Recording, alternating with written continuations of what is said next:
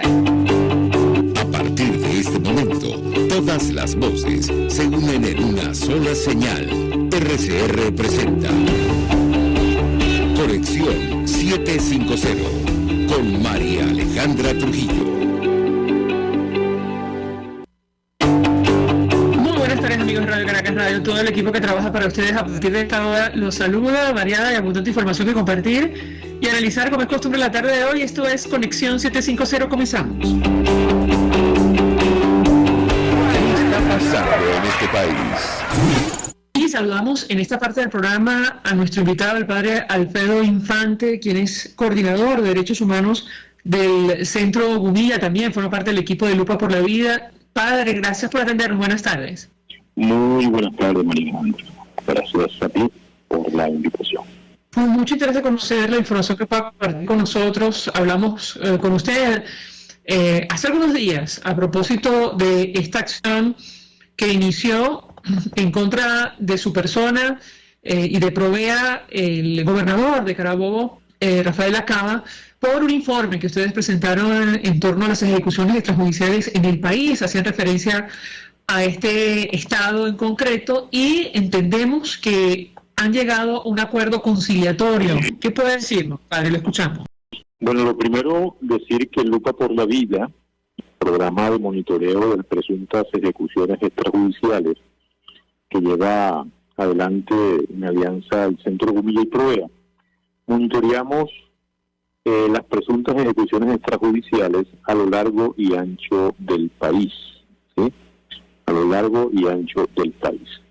En el informe que presentamos en marzo, bueno, el gobernador Lacaba, pues a raíz de ese informe, nos acusó a través de un tribunal de difamación agravada y continuada.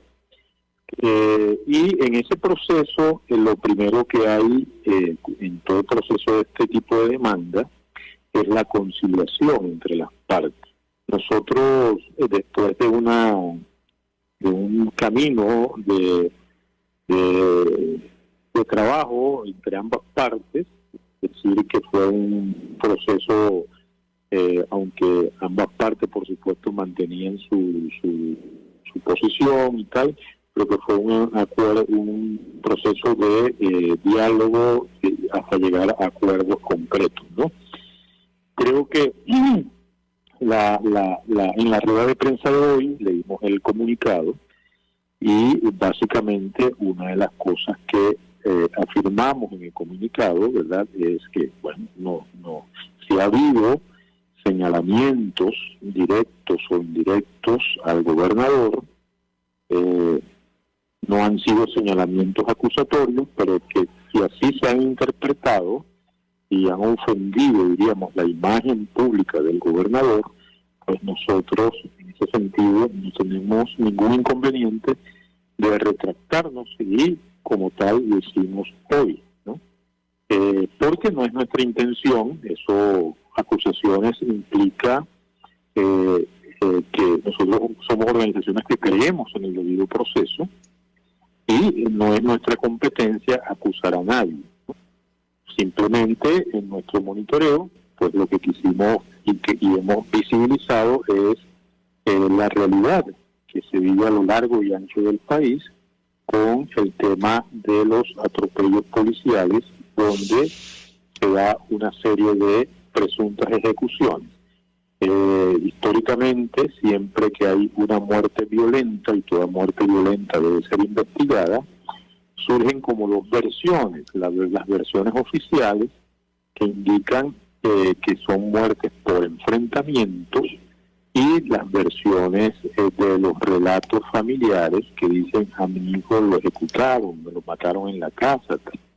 Entonces, por eso pedimos que se investigue. Y en ese sentido también quedó claro, o sea, en ningún momento la conciliación impide que sigamos monitoreando, tampoco impide que sigamos exigiendo acceso a la justicia a las víctimas. Lo que sí llegamos al acuerdo fue, bueno, que si ha habido de nuestra parte o se ha interpretado así por algunas declaraciones o posiciones, se ha interpretado que hemos hecho señalamiento directo al gobernador. Queremos dejar claro que esa no ha sido nuestra intención y que no somos instancia competente para enjuiciar a nadie, ¿no? Y en ese sentido, pues, dejar claro que de nuestra parte no hay ninguna intención de acusar ni señalar a ninguna autoridad, a ningún gobernador, sino exigir que instancias competentes investiguen las presuntas ejecuciones extrajudiciales. Bueno, entiendo por lo que usted nos explica que el gobernador pidió que ustedes se retractaran, o entendimos mal. Bueno, por supuesto, ahí según la acusación, ¿verdad?, de difamación continuada y agravada y continuada, implica que de la parte de la gobernación ellos perciben que nosotros señalamos directamente al gobernador y acusamos al gobernador, y esa no fue nuestro propósito ni intención, y por eso no tenemos ningún inconveniente de retractarnos, porque ese no es el objetivo de nuestros informes. El objetivo de nuestros informes en Lucha por la Vida es monitorear las presuntas ejecuciones extrajudiciales y, colocándonos del lugar de las víctimas, pedir que se abran las investigaciones, porque la vida es sagrada y todos los familiares de las víctimas tienen derecho a la verdad, a la justicia y a la reparación. En ese sentido, de parte de la gobernación del Estado de Carabobo, del equipo de gobierno del señor gobernador de Acaba, ha habido total receptividad en ese sentido también, de cooperar en todo este tipo de situaciones. ¿Cooperar significa la información que ustedes documentaron o no, padre?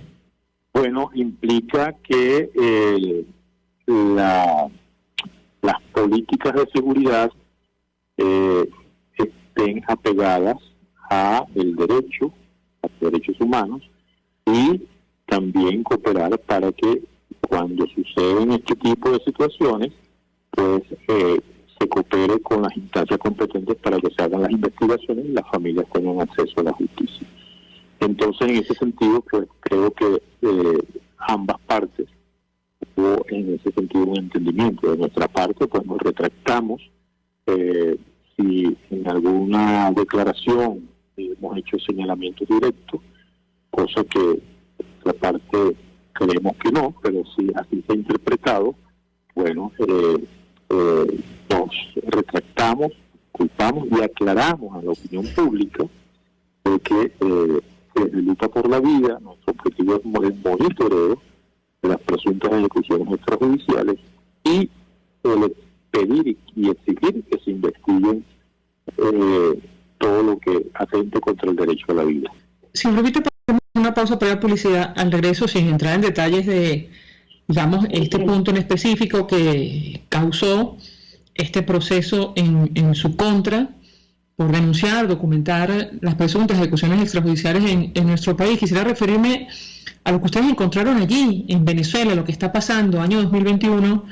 Ustedes llegaron a documentar, y me corregirá si me equivoco, más de 1.100 presuntas ejecuciones extrajudiciales en todo el territorio nacional, incluyendo, obviamente, los casos que identificaron en Carabobo. Al regreso yo quisiera referirme a este asunto y el tema de la impunidad que ustedes destacaban al momento de presentar este informe del año 2021. Al regreso, si me permite, le doy la palabra para contestar. Ya venimos. Usted está viendo Conexión 750 con María Alejandra Trujillo. Solo por RCR 750, porque lo bueno une. Puede seguirnos en nuestras redes sociales. En Twitter, @RCR750, la radio que se ve. Mensaje del ingeniero José Peraza, tesorero del Fondo 3CID. Estimado colega ingeniero arquitecto y profesional afín, el Colegio Ingeniero de Venezuela y el Fondo de Previsión Social, preocupado por la salud de tu familia, ha diseñado un sistema de salud integral que coloca a tu disposición y que contiene asistencia primaria de salud, ambulancia, hospitalización, cirugía, oftalmología, dermatología, fisioterapia, psicología, odontología, farmacia y funeraria. Para mayor información visítanos a nuestros portales cib.net.be, compre6.net.be, Colegio de Ingenieros de Venezuela, construyendo el futuro. Cuando hablamos de Honda, hablamos de Vistasi Motors, el concesionario Honda que pica adelante en precios, condiciones y servicio. Todo el personal de Vistasi Motors, tanto técnico como de atención, está actualizado, capacitado y certificado permanentemente para atender correctamente tu vehículo. www.vistasi-honda.com.ve. Vistasi Motors, tu concesionario Honda en Los Palos Grandes. RCR 750 AM, porque lo bueno une.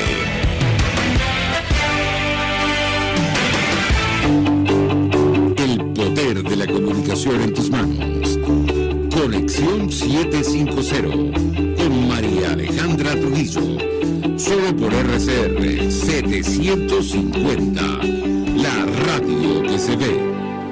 Continuamos, amigos, en Conexión 750, conversando con el padre Alfredo Infante, quien, es el coordinador de Derechos Humanos del Centro Gumilla, pero además forma parte del equipo de Lupa por la Vida. Yo le dejé una inquietud, padre, porque en su momento cuando conversamos, destacábamos la importancia de lo que ustedes documentaron en este informe del año 2021, que está ocurriendo, que evidencia lo que está ocurriendo en nuestro país con estas presuntas ejecuciones extrajudiciales en todo el territorio o buena parte del territorio nacional. Ustedes llegaron a reportar más de 1.100 presuntas ejecuciones extrajudiciales. Yo le pediría un comentario y sobre todo una reflexión sobre el tema de la impunidad que reina en la mayoría de estos casos. Lo escuchamos. Mira, en el 2020, en plena pandemia, Lupa por la Vida monitoreó 3.038 presuntas ejecuciones extrajudiciales. Hubo un descenso en el 2021, aún alarmante a lo largo y ancho del país, con 1.414 ejecuciones extrajudiciales. Cuando decimos presuntas ejecuciones extrajudiciales, estamos diciendo que son muertes violentas que están confusas y que tienen que ser investigadas, porque hay dos versiones. Por un lado, está siempre la versión oficial, que dice muerte por enfrentamiento, resistencia a la autoridad y muerte por enfrentamiento. Y por otro lado está la versión de los familiares que dice, bueno, a mi hijo lo ejecutaron, estaba en su casa, lo sacaron o lo asesinaron en su casa. ¿Qué significa esto? Que bueno, es importantísima la investigación para que las muertes violentas se conozca la verdad, para que pueda haber justicia, para que los familiares tengan acceso a la justicia y reparación. Esto en el proceso de conciliación en ningún momento se ha puesto en duda, o sea, en eso hubo totalmente claridad también. Por eso, de ninguna manera, esta conciliación desmiente, diríamos, la posibilidad de que sigamos monitoreando y que sigamos exigiendo a las instituciones competentes el acceso a la justicia a las víctimas. Lo que la conciliación de nuestra parte, en la que nos hemos retractado, es justamente que se ha interpretado y al parecer en algunas ocasiones nosotros hicimos señalamientos, presuntamente señalamientos directos al gobernador. Entonces él se sintió difamado, introdujo esta querella dentro del tribunal y iniciamos este proceso cuya fase primera es la conciliación. Ahí llegamos a dos cosas claras. La primera, que nosotros sí hemos hecho señalamientos directos, nos retractamos porque no es nuestra competencia ni nuestra intención hacer señalamientos directos, sino pedir que ante tantas muertes violentas se haga investigación para romper el ciclo de impunidad.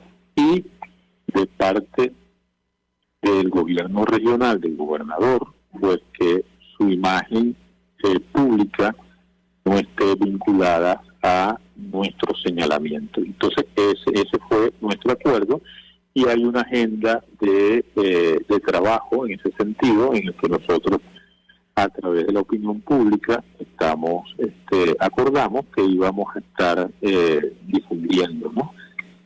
Aclarando estos dos puntos.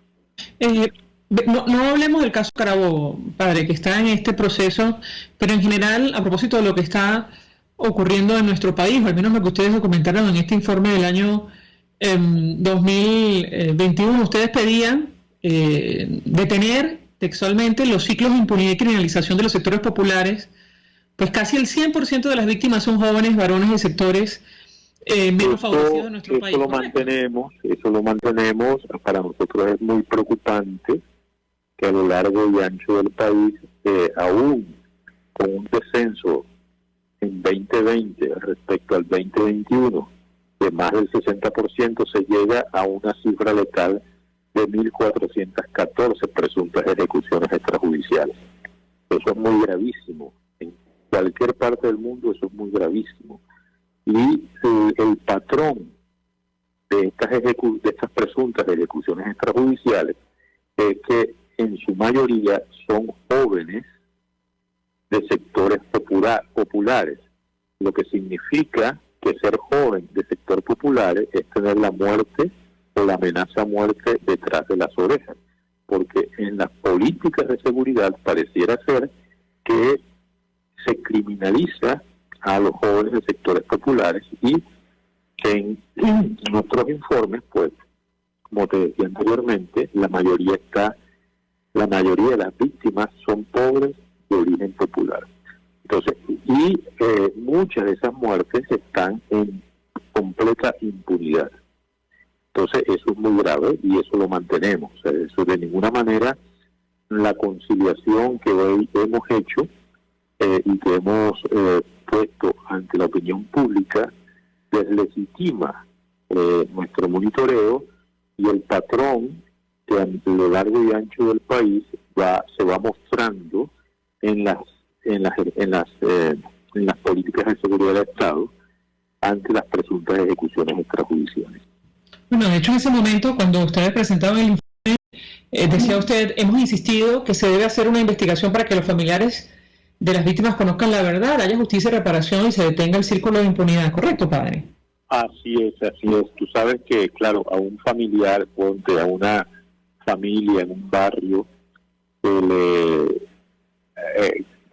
asesinan a su hijo, las fuerzas de seguridad, esa familia queda totalmente vulnerable, pero además muchas veces revictimizada, porque las instituciones competentes, en este caso Defensoría del Pueblo y Fiscalía, no tienen el respaldo suficiente a este tipo de situación. Entonces se va generando un ciclo de impunidad. Y desde Lucha por la Vida, alianza entre Provea y el Centro Gumilla, en primer lugar visibilizamos esta situación que viven a lo largo y ancho del país muchas familias que han sido víctimas y otras que potencialmente son víctimas por el solo hecho de vivir en sectores populares y tener hijos adolescentes o jóvenes de sectores populares. Entonces, nuestro objetivo es visibilizar esta situación, pedir que se investiguen las muertes y también incidir para que haya un cambio en las políticas de seguridad, que las políticas de seguridad sean más preventivas que letales y políticas más integrales, donde realmente nuestros jóvenes no se sientan amenazados, sino por el contrario, sientan que nacer en Venezuela, vivir en Venezuela, es la posibilidad para ser más personas, y desarrollarse como persona humana y de fe dentro de sus convicciones. Lamentablemente, una de las causas de desplazamiento de nuestra población juvenil, de nuestros sectores populares, tanto a nivel interno como hacia las otras fronteras, hacia otros países buscando refugio, tienen que ver fundamentalmente, en muchos casos, con el tema de la violencia de parte de los cuerpos de seguridad hacia los jóvenes de nuestro país. Padre Alfredo Infante, un millón de gracias por atendernos, acompañarnos como siempre, amablemente, Gracias. expresando opinión, análisis, compartiendo información valiosa acerca del tema que nos ocupa en esta parte del programa. Padre Infante es coordinador de Derechos Humanos del Centro Cunilla, forma parte del equipo de Lupa por la Vida y, bueno, ofrece detalles acerca de este proceso de conciliación o conciliatorio que se inició con el gobernador de Carabobo a la luz de la información que ha quedado en evidencia en este informe presentado sobre presuntas ejecuciones extrajudiciales en el territorio nacional. Gracias. Nosotros vamos a la pausa y al regreso venimos con más. Estás en sintonía de Conexión 750 con María Alejandra Trujillo. Solo por RCR 750. Porque lo bueno une. Sintonícenos a través de Periscope, @RCR750, la radio que se ve.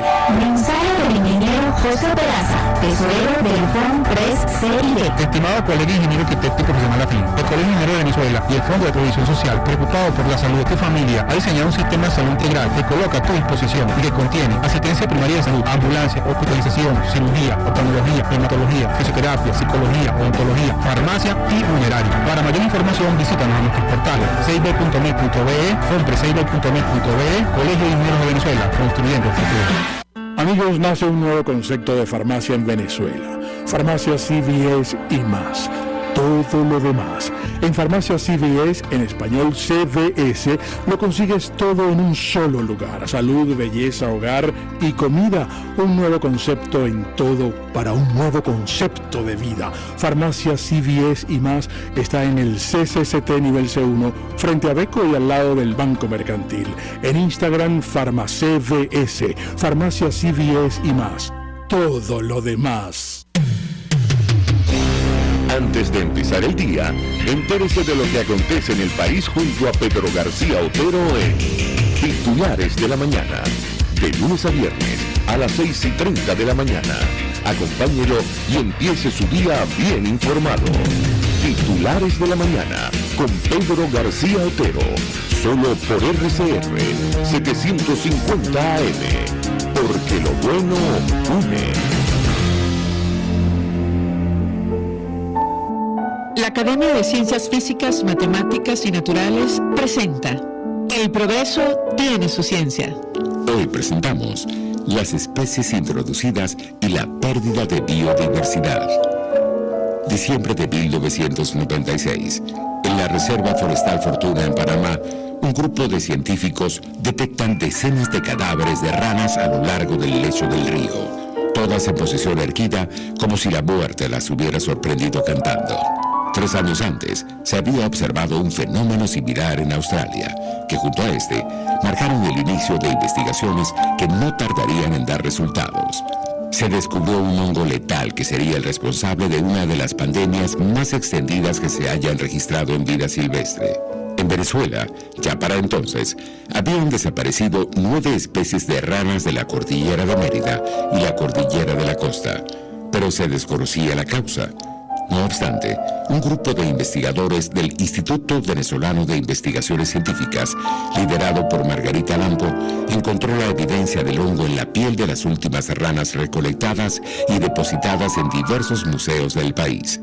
Se presume que este hongo habría sido introducido en la década de los 80. La doctora Lampo se ha dedicado a estudiar, mediante el uso de modelos matemáticos, el impacto que tienen algunas especies introducidas sobre la fauna autóctona de Venezuela y Australia, y sus hallazgos han contribuido al diseño de estrategias para mitigar este impacto.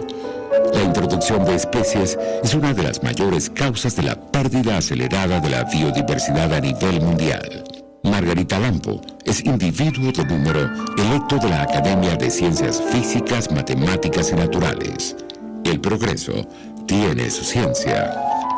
La Academia de Ciencias Físicas, Matemáticas y Naturales presentó El progreso tiene su ciencia. Cómo prevenir enfermedades, cómo actuar en casos de emergencias médicas, cómo mantener una buena calidad de vida. Todas estas interrogantes tienen su respuesta en RCR Salud. Todos los domingos, con el Dr. José Eduardo Troconis, comparte con nuestros oyentes notas de bienestar físico, salud mental y social para el buen desarrollo del ser humano. RCR Salud, todos los domingos a las 10 de la mañana, por RCR. RCR 750 AM, porque lo bueno une.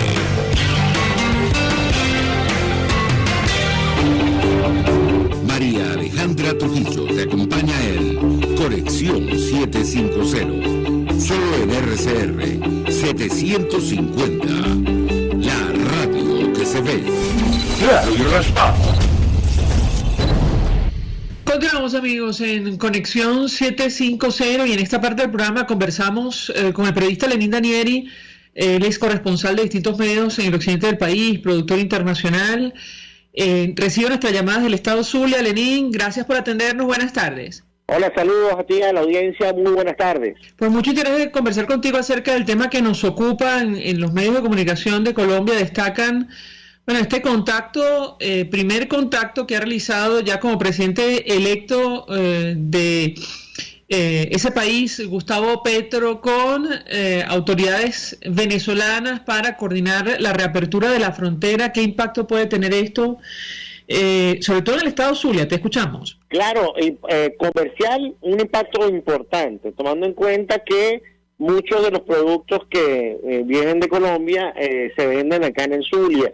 Y en el occidente del país, tomando en cuenta también la situación en cuanto a la producción interna de Venezuela, ¿no? Aunque hay que decirlo también, la frontera técnicamente nunca estuvo cerrada del todo. Recuerda que nosotros en Zulia, de los 2.000 y tantos kilómetros que tiene de frontera Venezuela con Colombia, el Zulia tiene un poco más de 600 kilómetros, y estamos hablando de una frontera muy extensa, de una sabana completa, la sabana de La Guajira, donde, mira, o sea, transitan, no te imaginas la cantidad de productos y alimentos, hasta droga también transita por allí, y el paso es sumamente sencillo, porque la vigilancia es imposible poder tener todo ese terreno. Entonces, por supuesto, la frontera siempre estuvo abierta, hay varias trochas inclusive que te comunican hacia el vecino país. Por supuesto, al reabrirse la troncal del Caribe en el punto de Paraguachón, tanto el lado colombiano como el lado venezolano, va a permitir que muchos de esos productos que vienen de Colombia, estamos hablando de alimentos, equipo, manufactura, una serie de cosas que van a llegar a nuestro territorio. Quizás, yo pienso que ahora el sector productivo nuestro, venezolano, va a tener que empezar un poco, o por lo menos a solicitarle al gobierno una serie de garantías para poder competir con ese mercado que siempre ha estado allí. La Colombia siempre ha sido facilitadora de productos manufacturados de excelente calidad que se han vendido acá en el occidente del país. Hay mucha incertidumbre, por supuesto, en el lado del lado colombiano. Hay hasta cierto punto una especie de alegría. En el departamento de La Guajira casi todo el mundo votó por Petro, pero hay como que una cierta expectativa de ver qué va a pasar. Por supuesto, evaluar la actuación del presidente Gustavo Petro en estos próximos días va a ser realmente difícil, porque esto es todo un proceso, ¿no?, paulatino, a ver cómo se van a llevar las relaciones. Pero desde el punto de vista comercial, te lo digo de antemano que el efecto va a ser inmediato, sobre todo acá en la parte occidental de Venezuela, ¿no? Muchos temas que conversar contigo. Tú mencionabas uno de ellos. En La Guajira, ciertamente votaron a favor de Gustavo Petro, pero la gran mayoría de los colombianos residentes en Venezuela votaron por Rodolfo Hernández, la otra opción. Y yo te preguntaba, Lenín, porque en el estado Táchira, bueno, es decir, en un momento determinado el régimen de Nicolás Maduro expulsó a los colombianos que residían allí. De hecho, marcó, tú recordarás, las viviendas, eso le dio la vuelta al mundo. Da la impresión que no ocurrió lo mismo, al menos en el estado Zulia. ¿Qué puedes decirnos? Te escuchamos. No, de hecho, aquí en el Zulia la situación, por supuesto, sí hubo movilización de personas hacia Colombia para votar, ¿no? Siempre la hay. Y cada vez que hay proceso de elecciones, las maquinarias de los partidos políticos movilizan sus personas de un lugar a otro, ¿no? Por supuesto, lo que pasa es que cuando hablamos del departamento de La Guajira, la cosa es más complicada. Recuerda que por lo menos Maicao, desde el punto de vista de seguridad, es sumamente complicado para Colombia. ¿Por qué? Porque allí, y dicho por las mismas autoridades o personas que viven en Colombia o conocedores de la dinámica colombiana, Maicao es el eje de planificación del narcotráfico en la parte de La Guajira. Entonces, desde el punto de vista de seguridad es realmente difícil que yo veo que se presente una alteración de este tipo, ¿no? Tomando en cuenta la enorme inherencia que tienen las organizaciones criminales del narcotráfico y, por supuesto, la guerrilla, que también tiene mucha relación con el tema de narcotráfico en esa zona. Pero, sin embargo, la información que yo tengo es que, por supuesto, en los municipios nuestros de Mara y Guajira, que viven colombianos que podían votar en ese momento, fueron movilizados por ambas tendencias. Y como te decía, nuestra frontera es muy amplia, o sea, y es realmente difícil, y hasta cierto punto decirlo imposible, que una persona no pueda pasar de un lado a otro, o que se le pueda limitar el paso a una persona de Venezuela hacia Colombia o viceversa, y que se lo pueda limitar a autoridad alguna, porque hay muchísimas formas de poder cruzar hacia el vecino país. Bueno, mencionas otro de los temas, digamos, que genera gran expectativa, y me refiero a la presencia de la guerrilla en nuestro país. Sobre esto, ¿qué se espera, Lenín, en el marco de este nuevo gobierno en Colombia? Recientemente, bueno, nos tocó comentar la muerte de alias Gentil Duarte en territorio venezolano, justamente me parece en el estado, supuestamente en el estado Zulia. Te escuchamos. Sí, fíjate que esta presencia de la guerrilla en nuestro territorio no es nada nuevo, ¿no? Es una situación que ha sido recurrente la forma de cómo se vayan a mover de un lado a otro, tomando en cuenta que, recuerda que la gestión, o sea, la presidencia anterior, o la presidencia que todavía no ha seguido el gobierno, pero ya debe estar en proceso, que es el presidente Duque, ellos tenían una forma de cómo actuar en relación al tema de la guerrilla.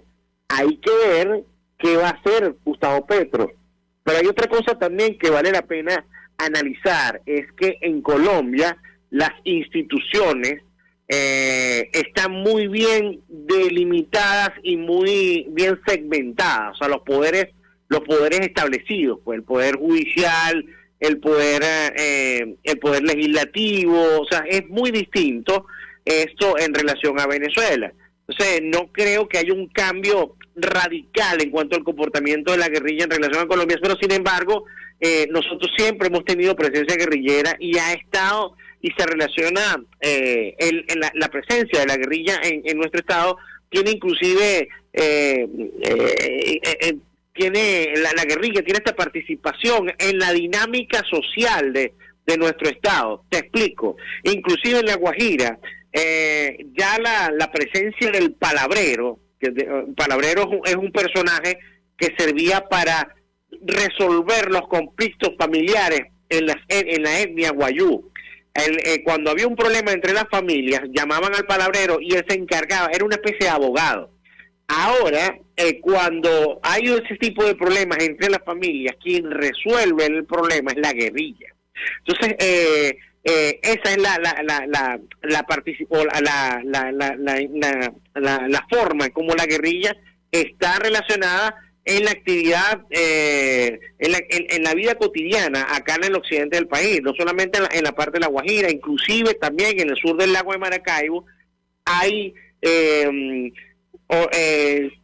comercios, unidades de producción que según vecinos de la zona están relacionadas o que pertenecen a estos grupos irregulares y que bueno, que las manejan ellos. Ahora hay que ver de qué forma se va a llevar eso a cabo, qué va a pasar con eso, si se va a tocar un poco más, si se va a gestionar por lo menos o que ellos no tengan tanta participación, tomando en cuenta ahora con el cambio de gobierno.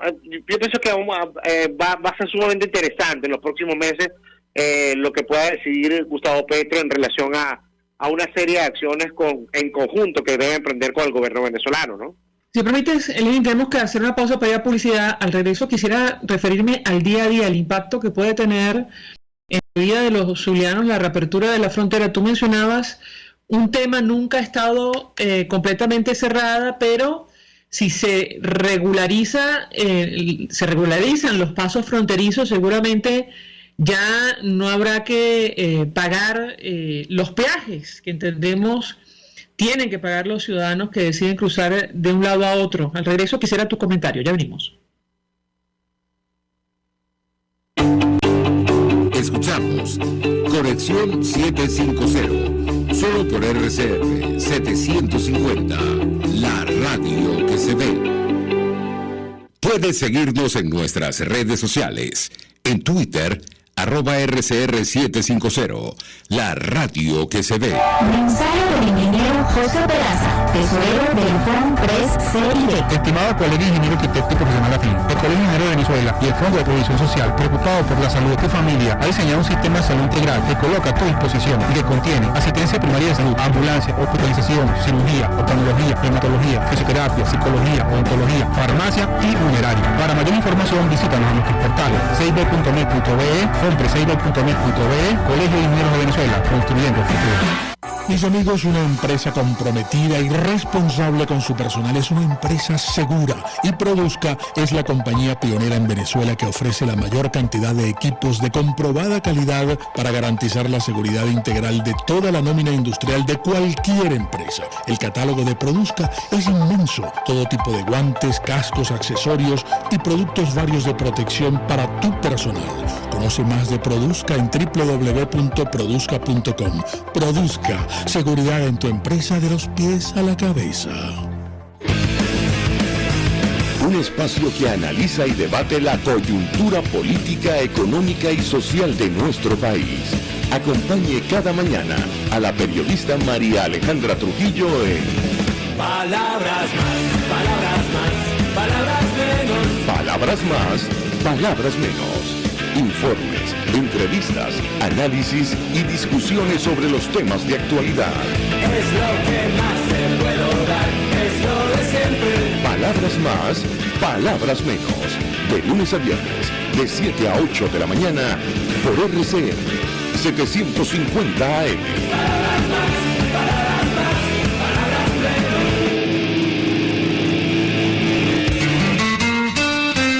RCR 750 AM, porque lo bueno une.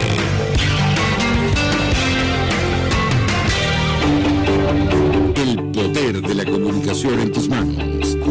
Conexión 750 con María Alejandra Trujillo, solo por RCR 750, la radio que se ve. Continuamos, amigos, en Conexión 750.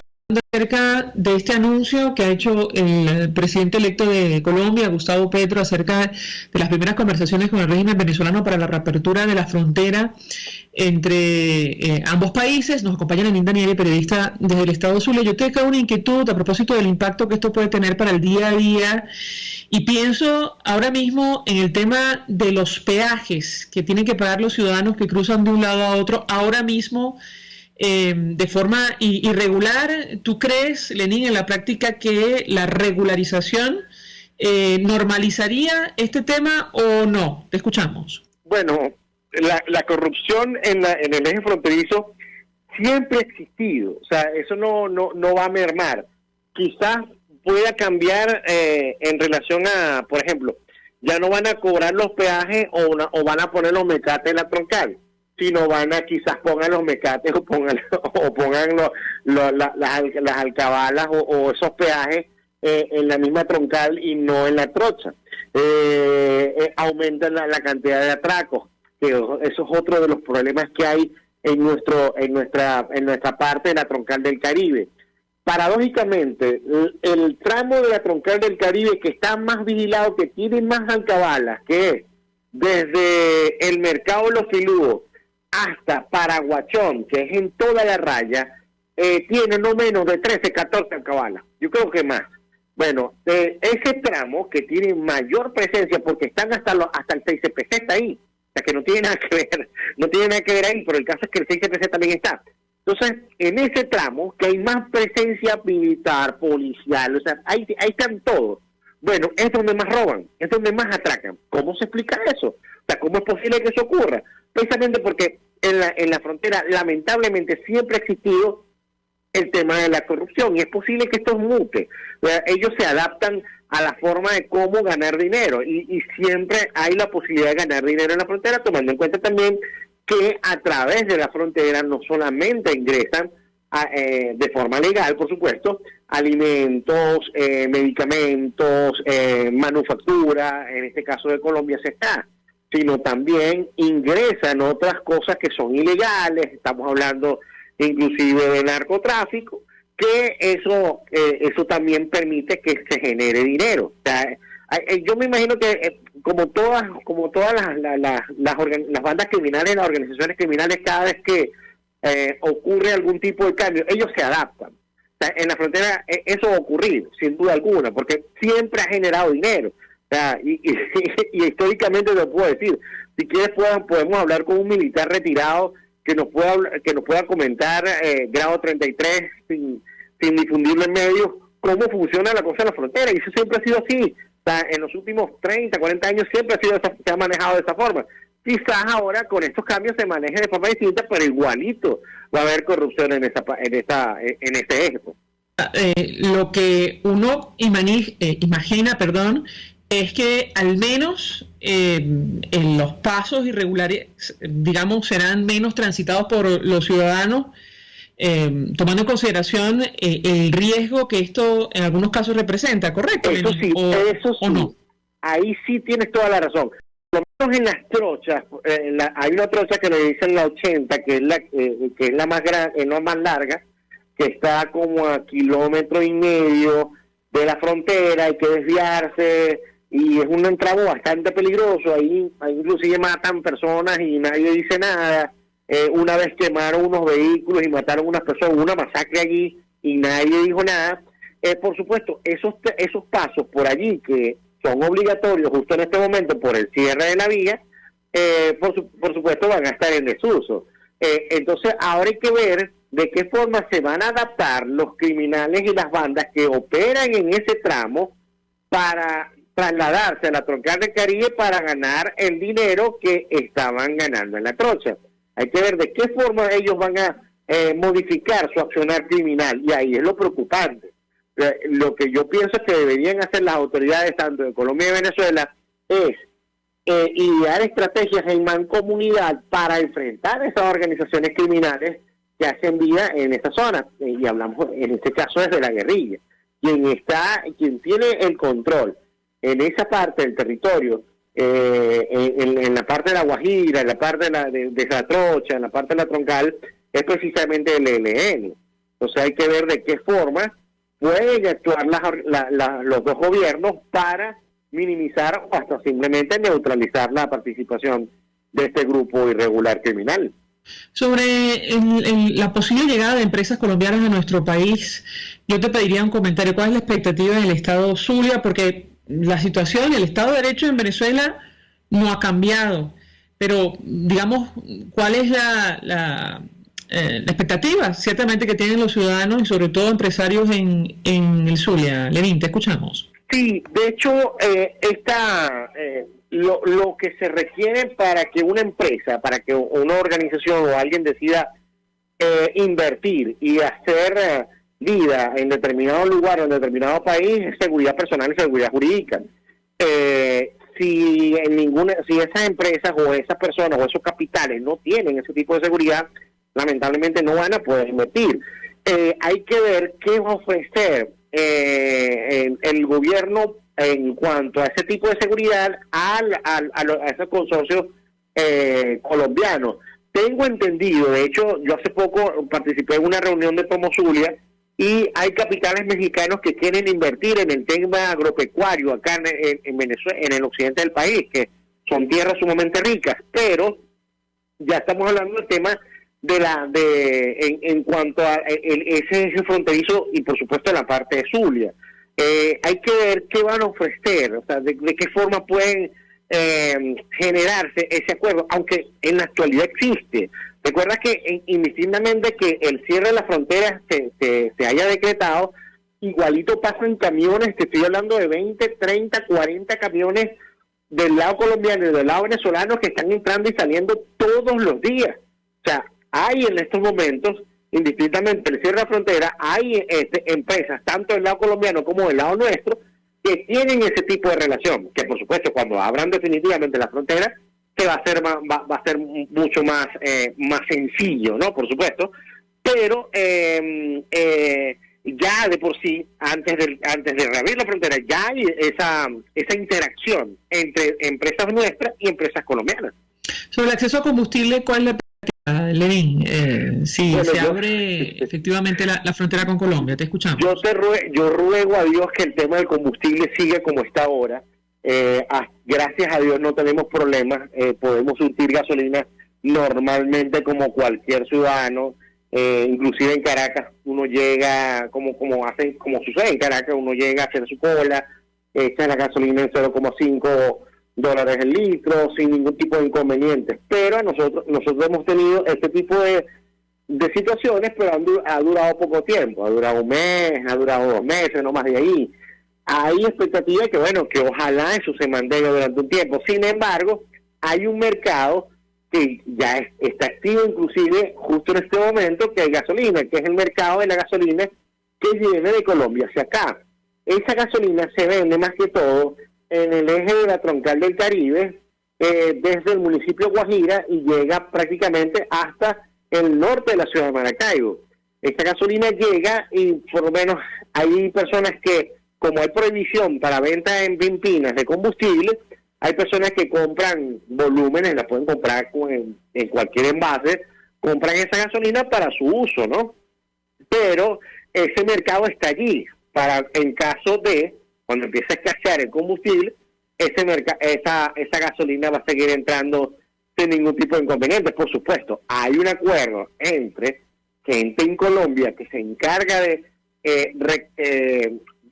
almacenar, captar esa gasolina para trasladarla hasta acá.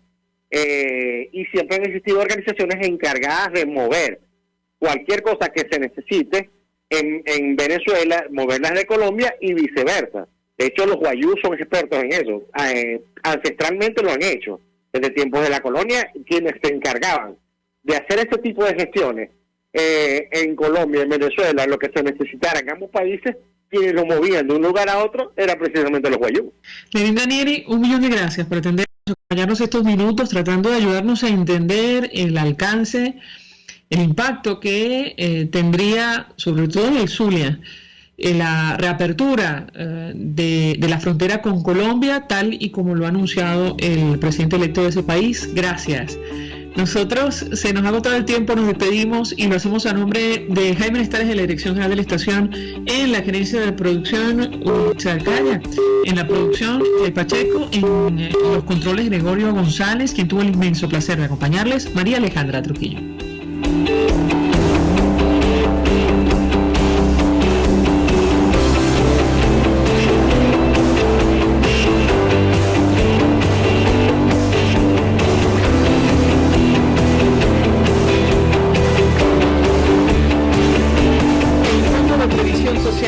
El Colegio de Ingenieros de Venezuela presentó. RCR presentó Conexión 750 con María Alejandra Trujillo. solo por RCR 750. La radio